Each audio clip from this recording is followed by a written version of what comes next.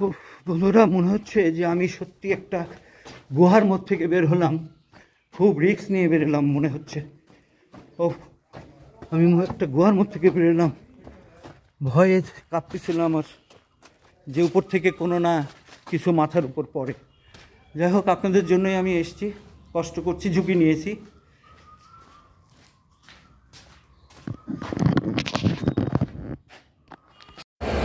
বন্ধুরা, গ্লোব ট্রাভেলসের পক্ষ থেকে আজ আমরা একটি নতুন এপিসোড নিয়ে আবার যাচ্ছি নওগাঁর ধুবলাটি রাজবাড়ি। সেই ধুবলাটি রাজবাড়িতে যাব এবং আপনাদের সঙ্গে সেই ধুবলাটি রাজবাড়ির ইতিহাস, ঐতিহ্য সম্পর্কে জানানোর চেষ্টা করব। চলুন আমার সঙ্গে ধুবলাটি রাজবাড়ি। বন্ধুরা, আমরা নওগাঁ সদর থেকে একটা রিক্সা নিয়ে আমরা চলছি রাজবাড়ি।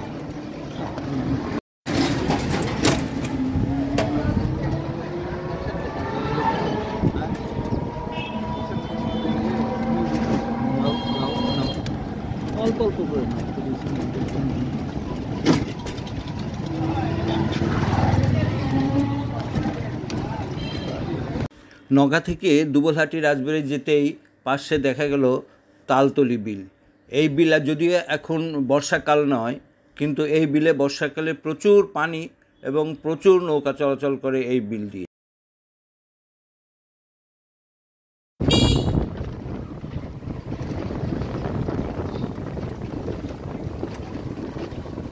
এটা সেই দুবলহাটি বাজার। বন্ধুরা, আমরা নওগাঁ শহর থেকে মাত্র রিক্সা যোগে রিক্সা রিজার্ভ করে নিয়ে চলে আসলাম এই ধুবলাটি রাজবাড়ি। এই ধুবলাটি রাজবাড়ি প্রায় 6 কিলোমিটার দূরে নওগাঁ শহর থেকে। এইমাত্র আসলাম আমরা। আমি যেটুকু সামনে থেকে আপনাদেরকে দেখানোর চেষ্টা করছি, এই দেখেন একবারে ভগ্নাংশ রাজবাড়ি, অবশিষ্ট কিছু আছে বলে আমার তো মনেই হচ্ছে না। এই ধুবলাটি রাজবাড়ি, এই দেখেন, আমি যদি আপনাদেরকে দেখানোর চেষ্টা করি, এই ধুবলাটি রাজবাড়ি কিছু আছে বলে তো আমার মনে হচ্ছে না। যে অবস্থা, জরাজীর্ণ অবস্থা এই ধুবলাটি রাজবাড়ি। এক সময় মানুষই এই রাজবাড়ি তৈরি করেছে, এত সৌন্দর্য, এত খরচ করে, আর সেই মানুষই এই রাজবাড়িকে ধ্বংস করে। এই হচ্ছে পরিহাস। বন্ধুরা, চলেন আমরা এখন একটু ভিতরে যাই, ভিতরে যে এই রাজবাড়িটি একটু দেখানোর চেষ্টা করি। আর রাজবাড়ির সামনে যে পুকুর, এই পুকুরটি দেখেন, পুকুরটি দেখানোর আপনার চেষ্টা করতেছি। চলেন আমরা একটু ভিতরে যাই এই ধুবলাটি রাজবাড়ির।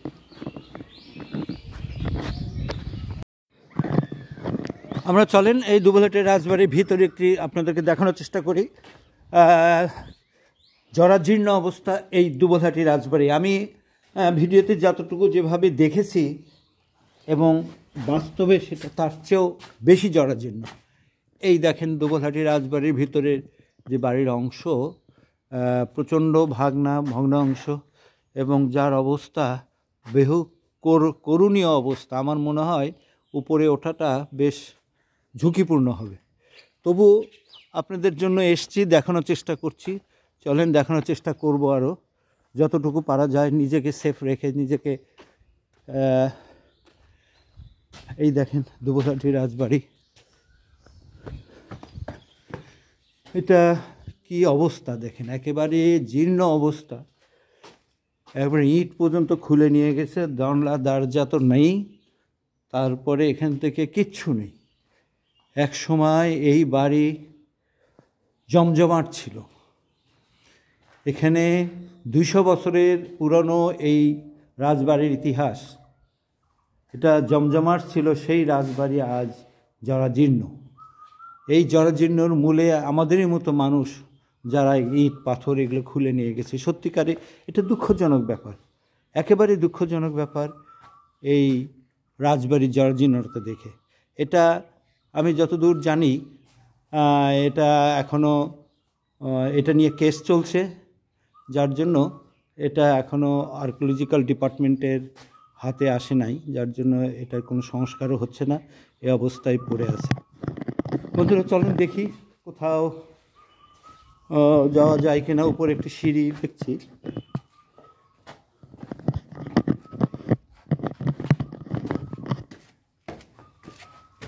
সিঁড়ি বয়ে উপরে, যদিও যেতে ভয় লাগতেছে আমাকে, তবু সিঁড়ি দিয়ে ওঠার চেষ্টা করতেছি। এখানে বেশ বড় কিছু ঘর দেখতেছি, কিন্তু উপরে ভয় লাগতেছে যে এখানে এক সময় রাজার বংশের লোকেরা বা তখনকার কি জমজমাট ছিল, আজ সেই জরাজীর্ণ অবস্থায় রাজা। সত্যিকারের দুঃখজনক ব্যাপার। শুধু তাই নয়, তাদের রাজপ্রাসাদ তৈরির ক্ষেত্রে তাদের পরিকল্পনা, তাদের 300টি ঘর সম্মিলিত এই রাজপ্রাসাদ, এবং রাজপ্রাসাদের এরিয়া প্রায় 5 একর জুড়ে, সামনে পুকুর এবং তাদের মন্দির। শুধু তাই নয়, এই রাজপ্রাসাদে তাদের যে সামাজিক সম্পৃক্ততা, এটাও মানুষকে মুগ্ধ করে, কারণ তারা সামাজিকভাবে স্কুল তৈরি করে দিয়েছে, ইভেন ইংরেজি স্কুলও তারা সেখানে তৈরি করেছে। তারা গরিব মেধাবী ছাত্রদেরকে স্কলারশিপ দিয়ে তাদের লেখাপড়ার ব্যবস্থা করে দিয়েছে। শুধু তাই নয়, তারা রাজশাহীর যে কলেজিয়েট স্কুল এবং কলেজ, রাজশাহী কলেজ, সেখানে তাদের কোষাধ্যক্ষ থেকে অনুদান দিয়েছে।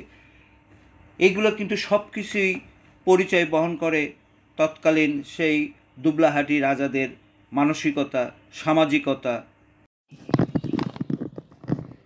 বন্ধুরা, প্রায় 200 বছর পুরানো এই স্থাপনা, যেটা যে অবস্থা, এবং এটার এরিয়া প্রায় 500 একর এলাকা জুড়ে এই দুবলাহাটি রাজবাড়ির অবস্থান।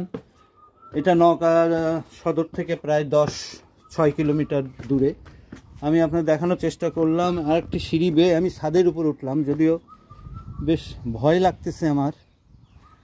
এই দেখেন, ছাদের উপর উঠে এখানে একটা ভাঙাচোরা, সম্ভবত 1, 2, 3 বা 4 তলা এই রাজবাড়িটি ছিল।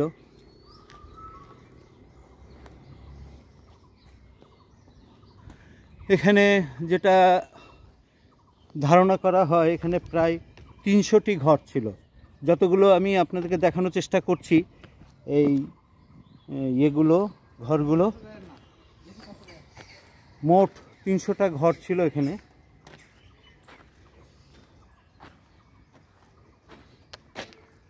এবং এই রাজা জনহিতকর বহু কাজ করেছে, স্কুল, কলেজ এবং গরিব ছেলেদের জন্য লেখাপড়ার সুব্যবস্থা করেছে তাদের নিজেদের খরচে। সুতরাং এই রাজার বহু জনহিত কাজ, তার এই যে বাড়ির অবস্থা, এই অবস্থা সত্যি দুঃখজনক। যারা করেছে, মানুষের যদি এটা একটি ঐতিহাসিক স্থাপনা হিসাবে যদি রাখতো, বহু মানুষ আসে, এখনও শুনি বহু মানুষ আসে, এটা দেখতে আসে, কিন্তু অনেকেই ভয়ে এখানে আসার চেষ্টা কম করে, কারণ যে কোনো দুর্ঘটনা ঘটে যেতে পারে। বিশেষ করে বর্ষাকালে যখন যে কোনো একটা করে ছাদ ধসে যায়, তখন মানুষ আসলে ভয় পাওয়ার বিষয়। এই রাজবাড়ির প্রতিষ্ঠাতা হচ্ছে জমিদার বংশের প্রতিষ্ঠাতা জগন্নাথ রাম। তিনি কিন্তু একদিন ছিলেন লবণ ব্যবসায়ী। এই লবণ ব্যবসায়ী বাণিজ্য উপলক্ষে দুবলহাটির কাছে একটা গ্রামে তিনি বসবাস শুরু করেন, এবং এই বিল অঞ্চলে ইজারা পত্তন গ্রহণ করেন। এই এলাকায় ধীরে ধীরে তার প্রচুর জমির মালিক হয়ে যান। এখানে কথিত আছে এই অঞ্চলে তেমন কোনো ফসল উৎপাদন হতো না, এবং এই মহল অজুহাতে দুবলহাটির জমিদার কই মাছ দিয়ে কর পরিশোধ করত।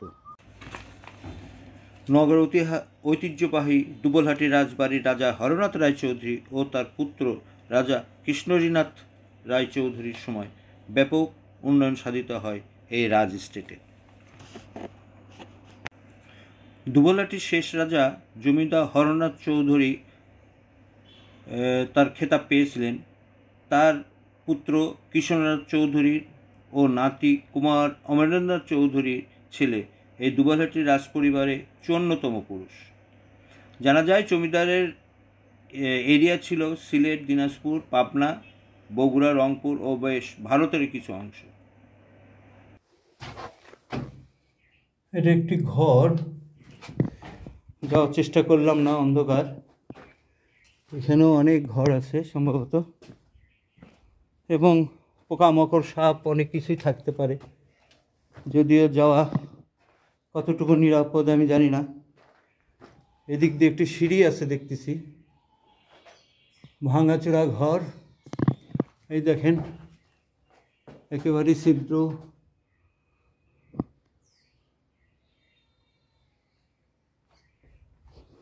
এদিক দিয়ে যাওয়া যাবে কিনা জানি না, মনে হচ্ছে তো লোকজন এদিক দিয়ে ওঠে, কিন্তু খুব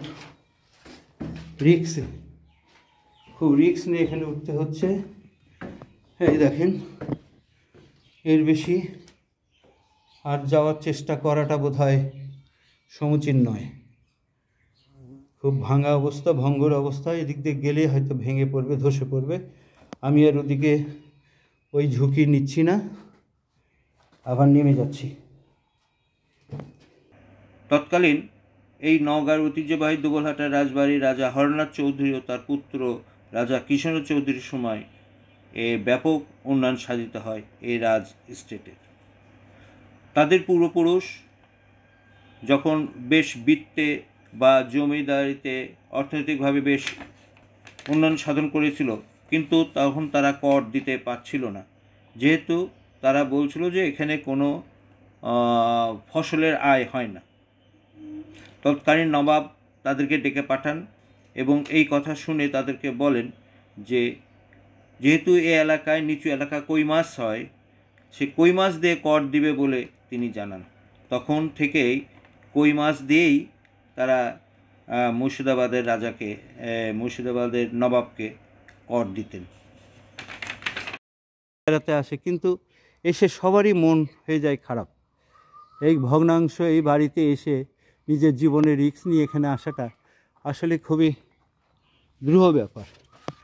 এবং এখান দিয়ে ওঠা যায় বটে, ওঠাটা সঠিক হবে কতটুকু আমি বলতে পারছি না, তবুও দেখি উঠি, চেষ্টা করি আপনাদেরকে দেখানোর জন্য। আমি এখানে এসেছি বহু দূর থেকে।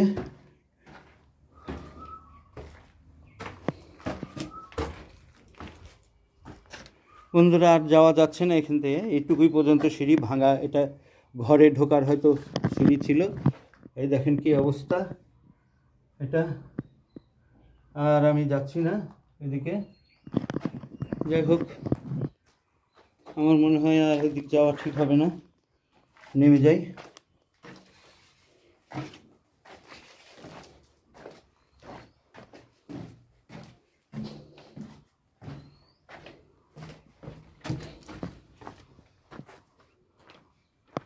এদিকে আর ঘর, ভাঙা ঘর বা সাপ পোকামাকড় হয়তো বা আছে। আমরা আর ওইদিকে না যাই। ওই যে ওটাই প্রাচীর, সামনে যে প্রাচীর আমরা দেখতে পাচ্ছি, এই সম্পূর্ণ এলাকা মিলিয়ে এই আমাদের দুবলহাটি রাজার রাজবাড়ি।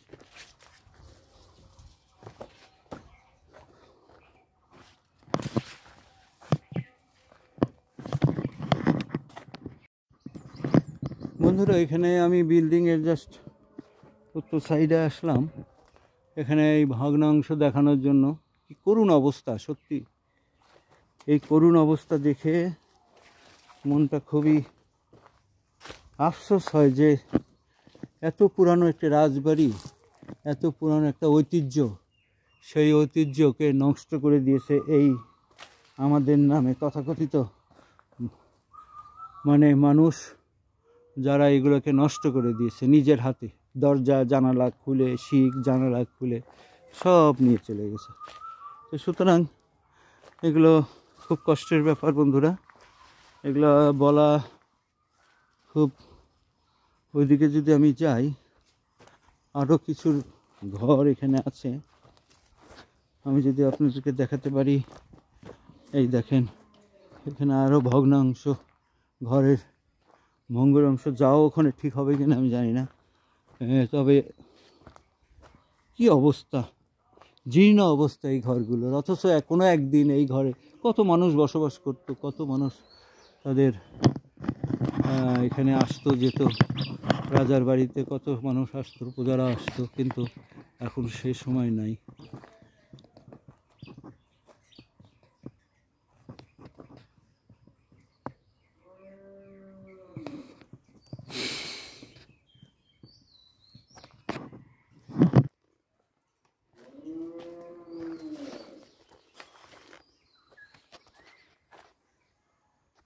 রাজবাড়ির পাশেই একটা পুকুর দেখতে পাচ্ছি, বিরাট দিঘি। এই দিঘিটা বিরাট দিঘি, এটি রাজবাড়িরই দিঘি। দেখেন চারিপাশে এখন হয়তো মাছ ছাড়া টাড়া হয়েছে বা, কিন্তু বিরাট দিঘি। এই দিঘি এই বাড়ির মানুষেরাই ব্যবহার করতো তৎকালীন।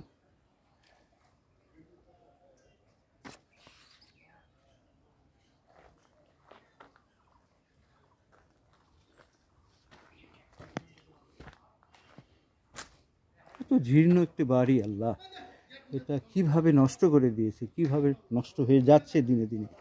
আজ আমি যে অবস্থাটা দেখলাম, হয়তো পরবর্তীতে এসে এই অবস্থা আর দেখা যাবে না। এটা আরও ধ্বংসপ্রাপ্ত হয়ে হয়তো আরও ধসে যাবে, ভেঙে যাবে। এখন যা পর্যটকরা আসে দেখতে, তখন হয়তো আর এসে দেখার কিচ্ছু থাকবে না।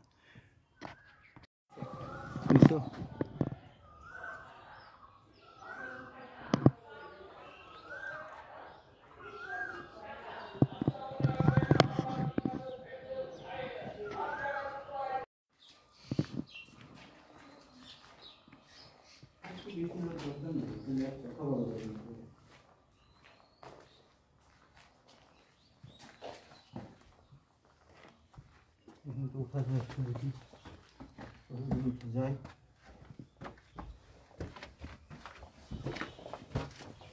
বন্ধুরা, এই দিক দিয়ে একটা সিঁড়ি দেখতেছি, এই সিঁড়ি বয়ে ওঠা আসলাম বটে, কিন্তু আর কোনো জায়গা নেই। এটা একটা ঘরে যাওয়ার মতো অবস্থা ছিল, কিন্তু ঘরটি সম্পূর্ণ ভেঙে গেছে। এবং শুধু তাই নয়, এখানকার রড বা বিম যেগুলো সব মানুষ খুলে নিয়ে চলে গেছে। আসলে দুঃখজনক বিষয় এগুলো। চলেন আমরা যাই।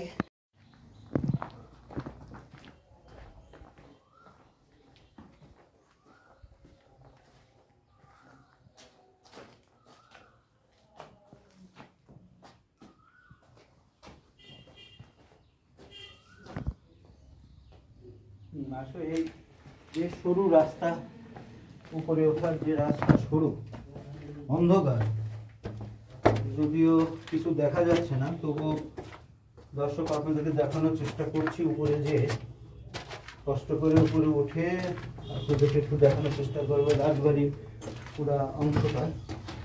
চলেন দেখি, একটি গম্বুজ বা উঁচু জায়গা যেখান থেকে পুরাটা দেখা যায়।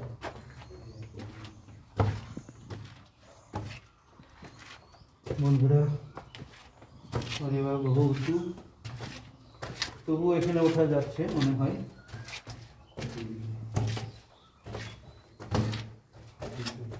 অনেক উঁচু জায়গা।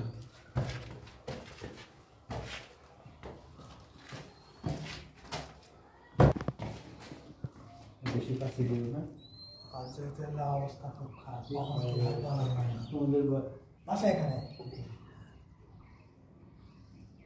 বন্ধুরা দেখেন, দুবলাহাটি রাজবাড়ির কিছু সাইনবোর্ড, হেরিটেজ বাংলাদেশ এবং উপজেলার নির্বাহী অফিসার একটা সতর্কীকরণ বিজ্ঞপ্তি দিয়েই খালাস। কিন্তু এর প্রকৃতপক্ষে যে সংস্কার, এগুলোর কোনো বালাই নেই, কোনো কথাই নেই। এটা দিয়েই তারা তাদের কাজ, তাদের দায়িত্ব শেষ করেছে। আমি আর একটা ঘরে যাচ্ছি, এটা এই ঘরটা বেশ বড় মনে হচ্ছে।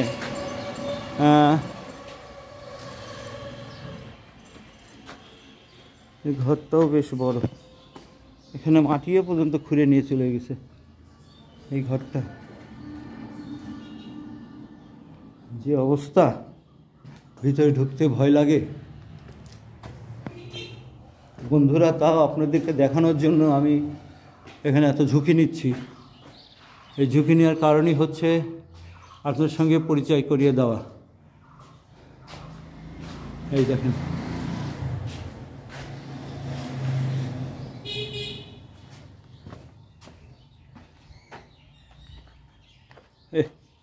কি অবস্থা এখানে আছে, কি অবস্থা করেছে।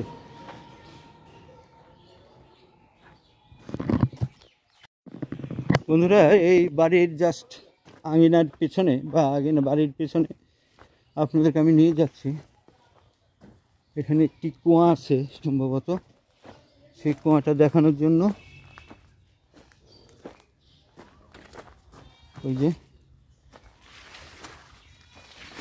এই কুয়াটা দেখানোর জন্য আপনাদেরকে আমি নিয়ে যাচ্ছি।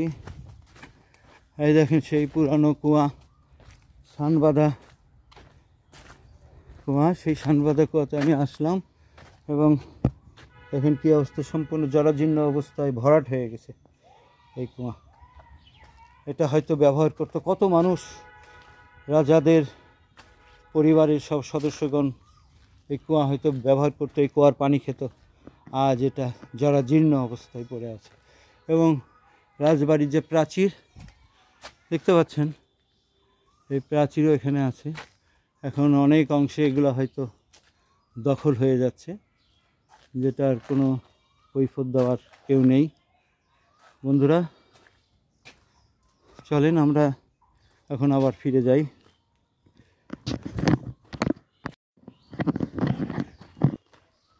বন্ধুরা, মনে হচ্ছে যে আমি সত্যি একটা গুহার মধ্যে থেকে বের হলাম, খুব রিস্ক নিয়ে বেরোলাম মনে হচ্ছে। আমি একটা গুহার মধ্যে থেকে বেরোলাম, ভয়ে কাঁপতেছিলাম আমার, যে উপর থেকে কোনো না কিছু মাথার উপর পড়ে।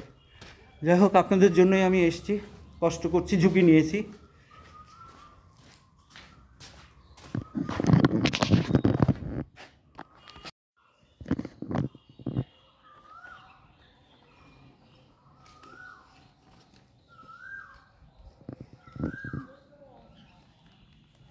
বন্ধুরা, রাজা হরনাথ রায় যে সর্বশেষে এখানে রাজত্ব করেছেন, সেই হরনাথ রায় যখন দেশ পার্টিশনের পর রাজা প্রথা বিলুপ্ত হয়ে গেল, তখন তিনি এগুলো ছেড়ে চলে গেলেন ভারতে, কলকাতায়। তখন থেকে এটা পড়ে এই অবস্থায় হয়ে আছে। এটার কোনো সংরক্ষণ নাই, এটার কোনো দেখভাল করার কেউ নেই। এই অবস্থা পড়ছে মানুষ। এটা কিন্তু একটা পর্যটন কেন্দ্র হতে পারত, পর্যটনের স্থান হতে পারত, কিন্তু যে অবস্থা হচ্ছে, আমাদের মতো মানুষই এগুলো ভেঙে চুরে নিয়ে চলে যাচ্ছে। তাহলে কী করে এটা পর্যটন কেন্দ্র থাকে? এখন আমি যে অবস্থা দেখতে পাচ্ছি, হয়তো কিছুদিন পরে সেই অবস্থায় আর দেখতে পারবে না, এবং মানুষ ভয়ে হয়তো এখানে আর আসবে না। অথচ এই ঐতিহ্যবাহী এই রাজবাড়ি, এই ঐতিহ্যবাহী এই স্থানটি যদি এটা সংরক্ষণ করা হতো, যদি এটা। বন্ধুরা, এই দুবলাটি রাজবাড়িটি আমি আনাচে কানাচে আপনাদেরকে দেখানোর চেষ্টা করেছি, তাই ভিডিওটি বেশ বড় হয়ে গেছে। আপনারা এই ভিডিওটি কষ্ট করে দেখবেন এবং সাবস্ক্রাইব করবেন, তাহলে আমার এই কষ্ট সার্থক হবে। ধন্যবাদ।